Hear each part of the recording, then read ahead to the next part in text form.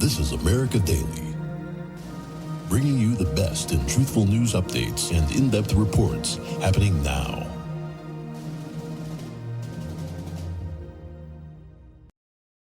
Welcome to America Daily. I'm Jessica Beatty.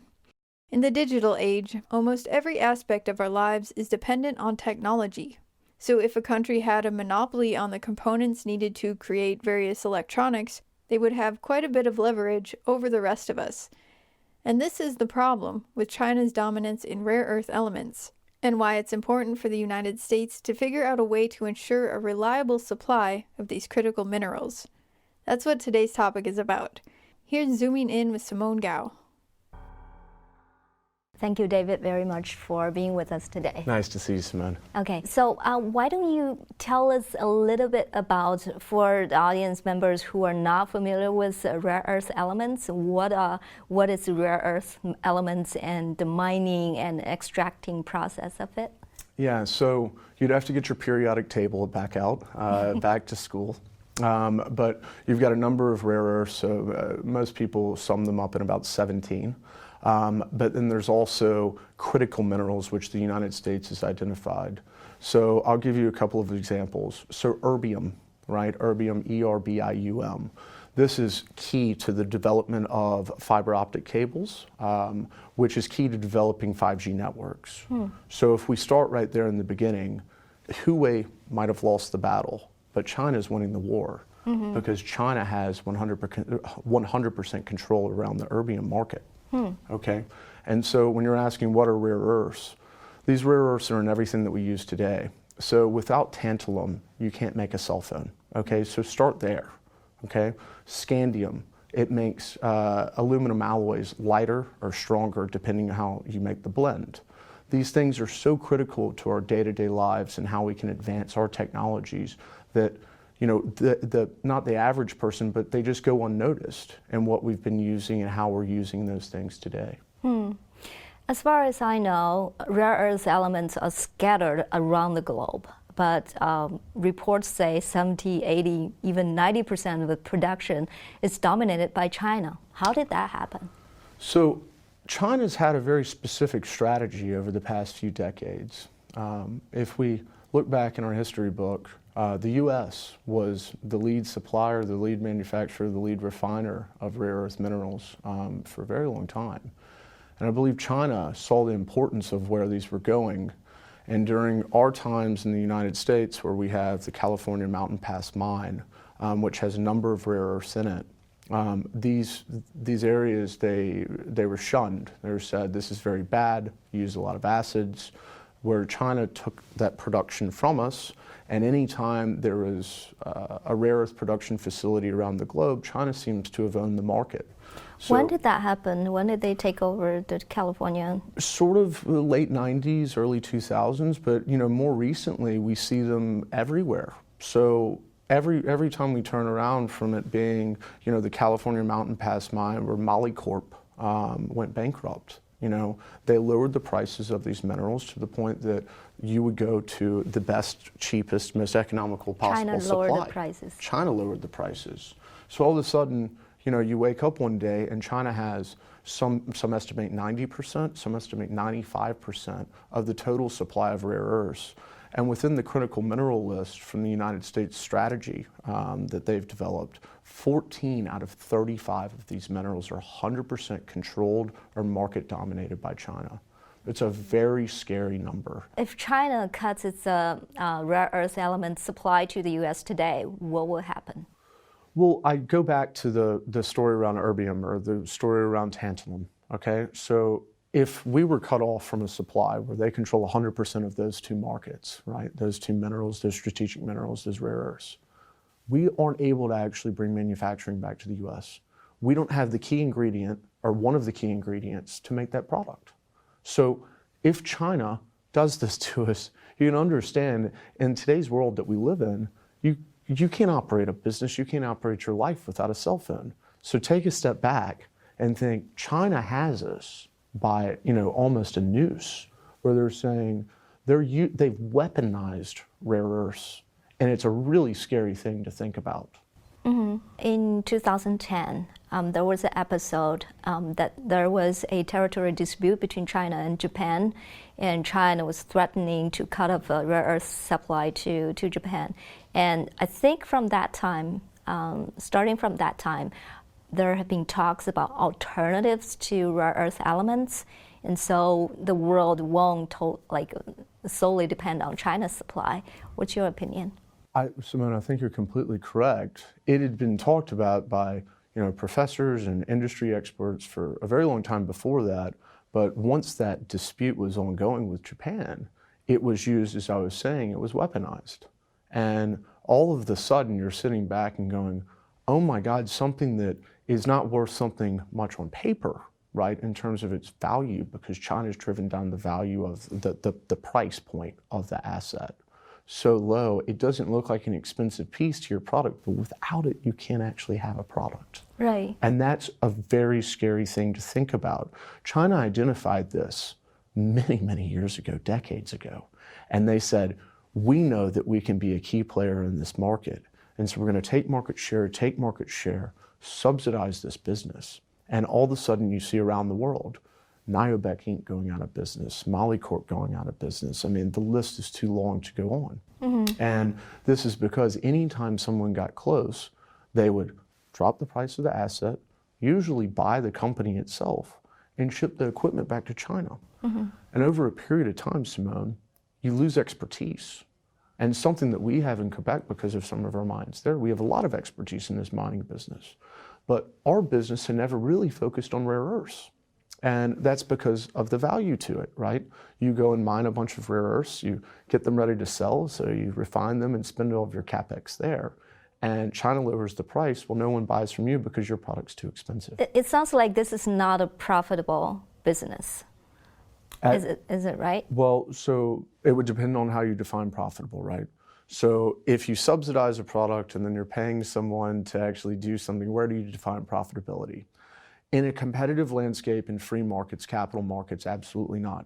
And that is why if you drop one thing and you subsidize it, and one person subsidizes on the other side, but you're not being subsidized here, all of a sudden you end up with something that no one is funding anymore. That business goes out into bankruptcy, right. Which leads me into what the White House has done through their executive orders is they said, we've got to get a hold of this problem. Right.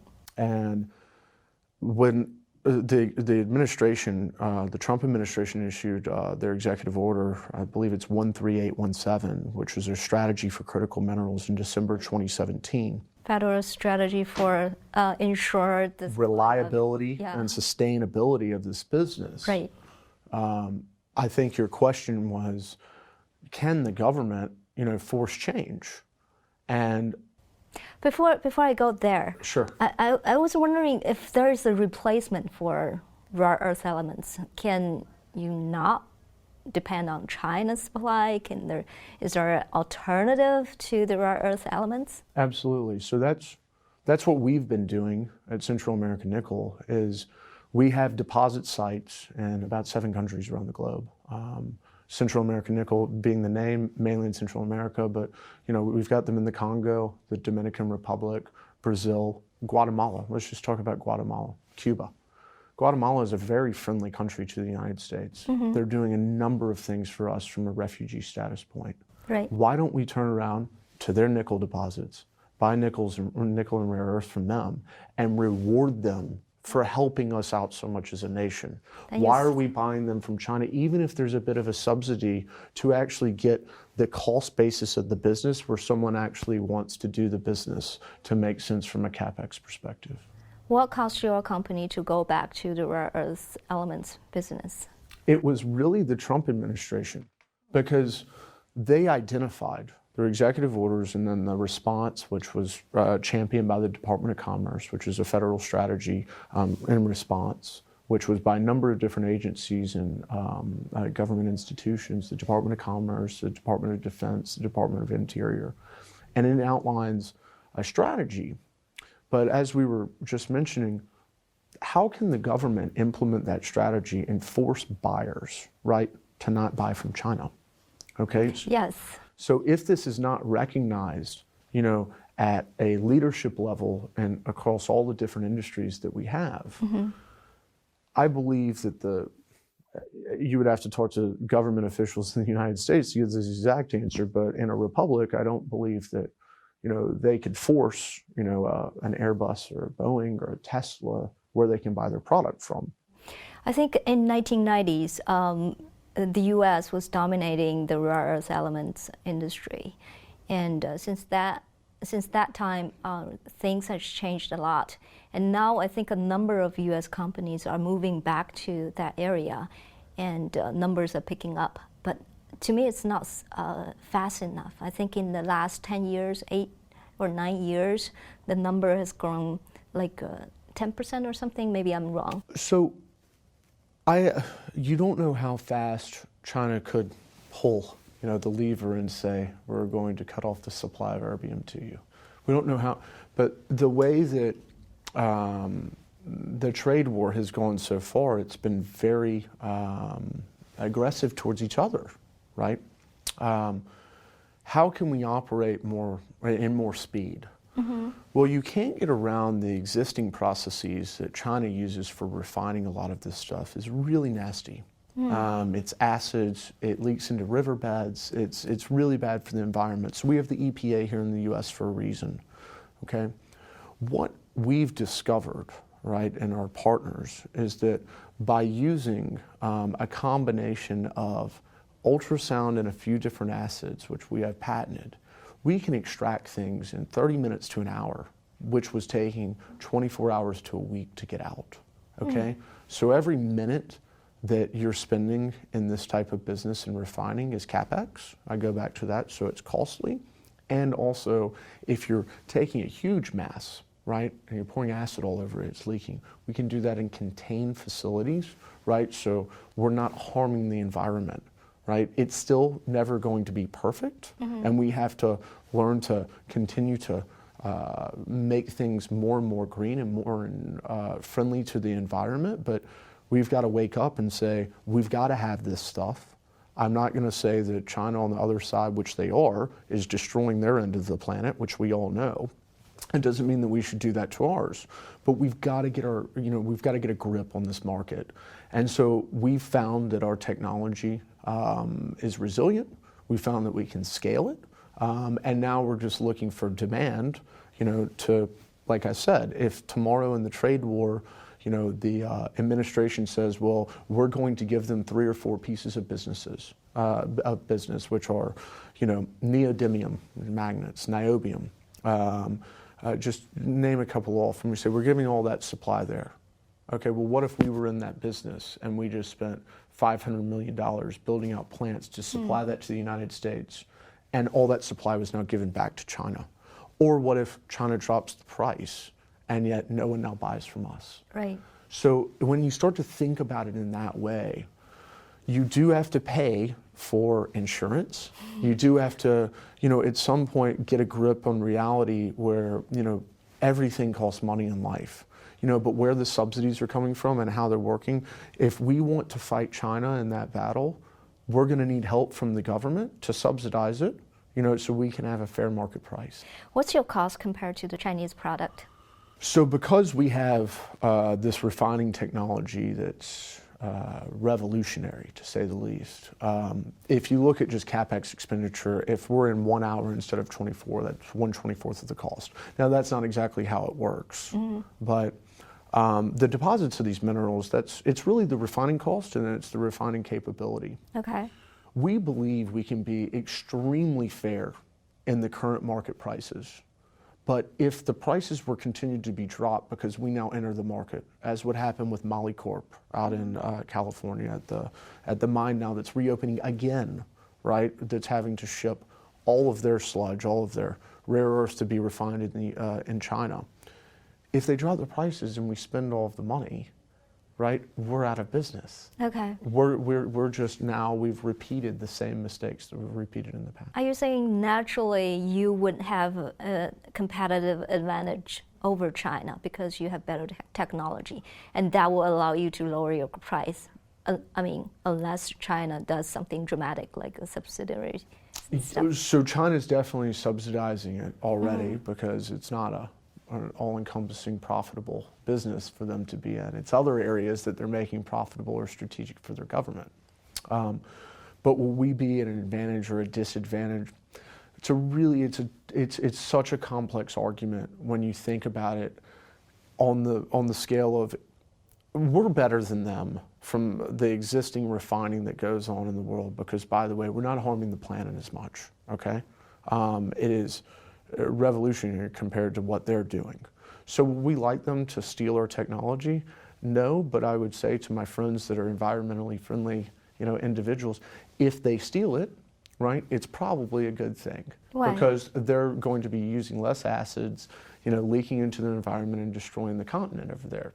Wouldn't that, that's your competitive advantage, right? That's one of them. And as I said again, if everyone has the same technology and you're on the same playing field, then you look at subsidies.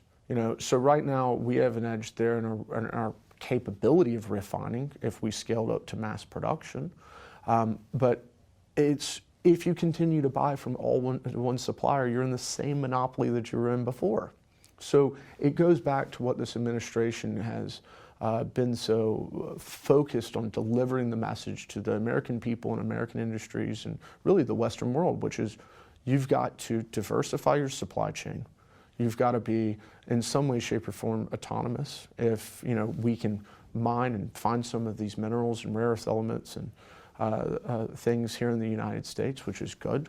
That's super helpful. But at the end of the day, we need rare earths to be like an oil market, right? Mm-hmm. There's so many different countries that produce oil.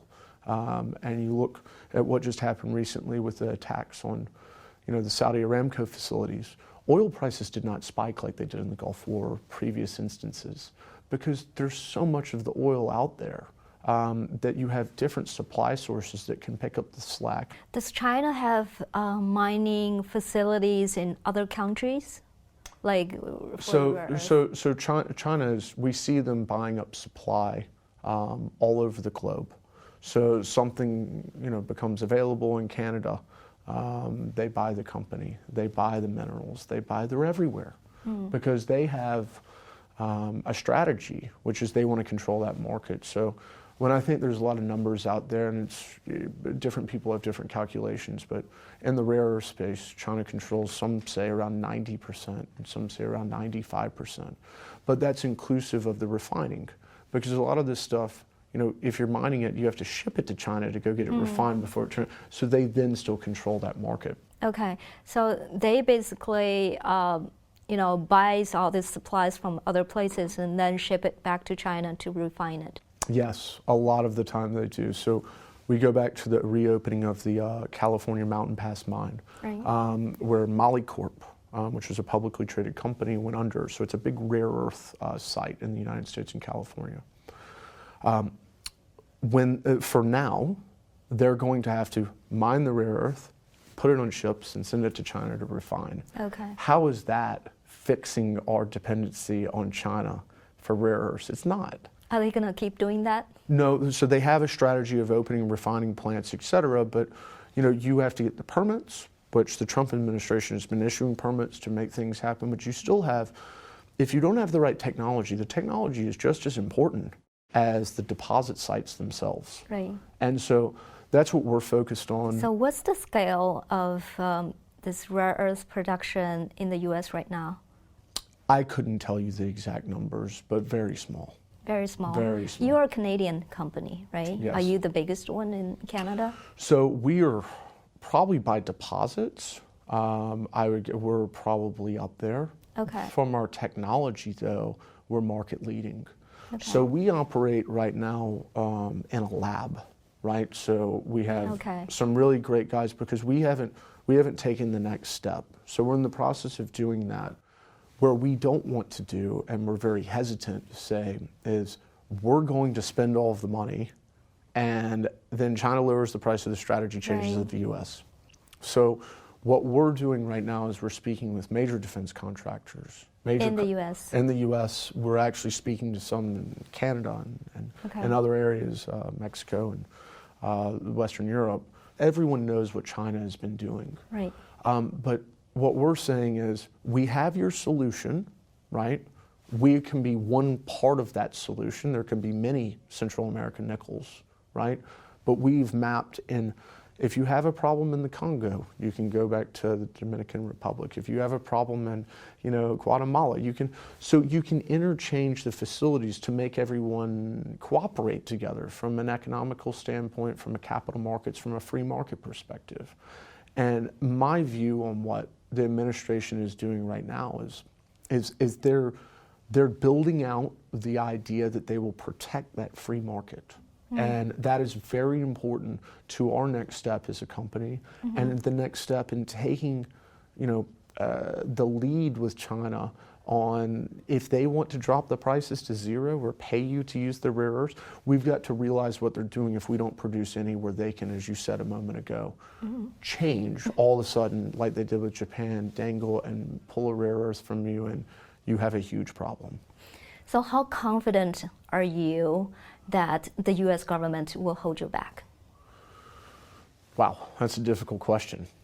We're taking it step by step because my view, and everyone has a different view, is that we need more support from the community of the different industries, so from car manufacturers to electronic manufacturers. And to answer your question, how comfortable or confident are we that the U.S. government has our backs? We have no idea. We're a Canadian company. We're trying to help solve this major problem, and we're proposing solutions to the government and to various industries, really with a focus on defense, because we believe that the United States government has a vested interest in protecting their defense industry. So, whoever it is from Sikorsky or Lockheed Martin or Grumman or whoever it is, just say, hey, you can't have a dependency on this, so go fix it. We'll still buy from you, or we'll pay a little bit more, whatever it is, you guys can work together. We're not privy to those conversations, but logically we think that that's how it's going. Thank you, Simone. Thank you so much. Coming up next, important lessons we can learn from ancient Chinese culture.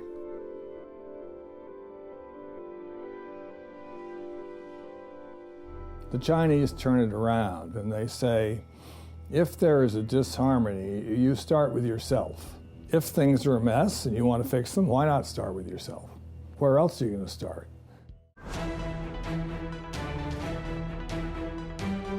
Welcome to the BL's In Great Minds, Understanding Communism. Lessons in History. It was Edmund Burke, an Irish statesman, political theorist, and philosopher, who said, "Those who don't know history are doomed to repeat it."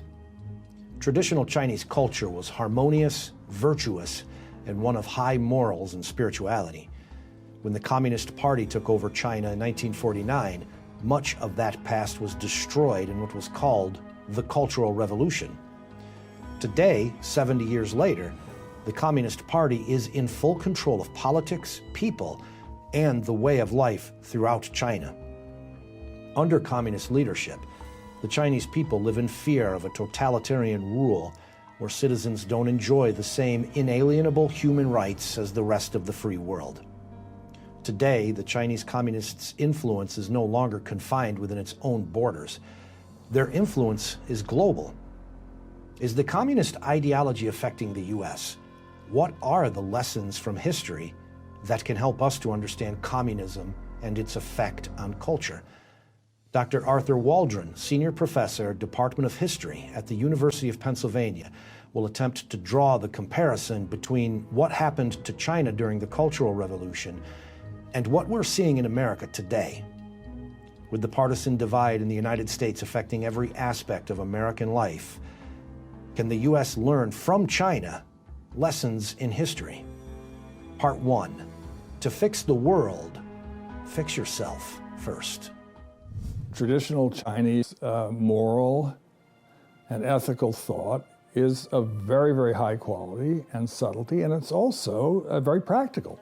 Rather than seeing the harmonious society, as we in the West often do, as being something that government imposes on people, the Chinese turn it around and they say, if there is a disharmony, you start with yourself.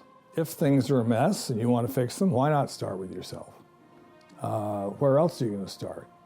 The thing that we can learn most from it is the idea of individual moral responsibility by everybody in the society as the basis for social order, rather than looking to governments or programs or things like that somehow to create something in the absence of an improvement of human character and human conscience. I think that the thing that Confucianism, particularly taking that as the most important tradition in Chinese culture, what it offers is a series of rules or ideals for human behavior designed to produce a harmonious society. If you're the emperor, you start with introspection. And if you can cultivate yourself to a certain level of virtue, then people around you will be influenced, and they will also become more virtuous. And once the family has been rendered virtuous, then the community becomes virtuous, and so forth and so on. The Chinese classics, they are a treasure, a moral and intellectual treasure for all of humanity. They're not somehow linked to China. We have a great deal, we Westerners have a great deal to learn from them. This is a glorious past full of wisdom that can be easily compared to the golden age of Greece or the classical world in the West. I mean, the Chinese classics are going to make it through. They're not going to disappear any more than the Republic of Plato is going to disappear.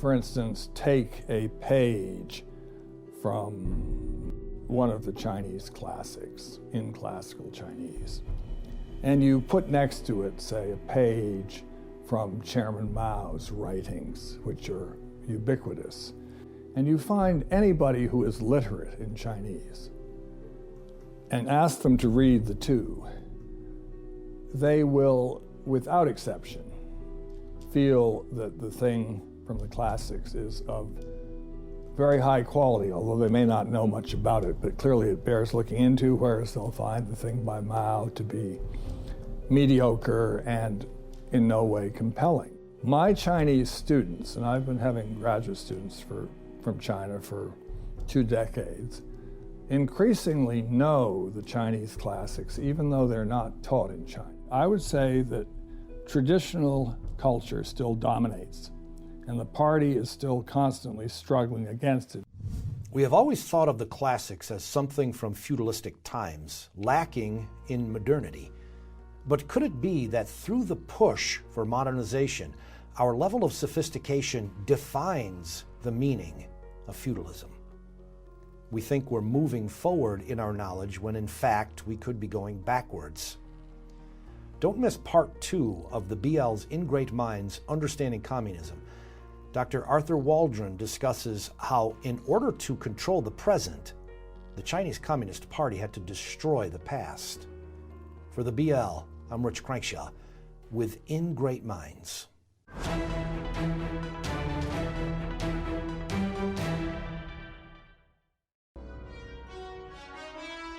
This is America Daily, bringing you the best in truthful news updates and in-depth reports happening now.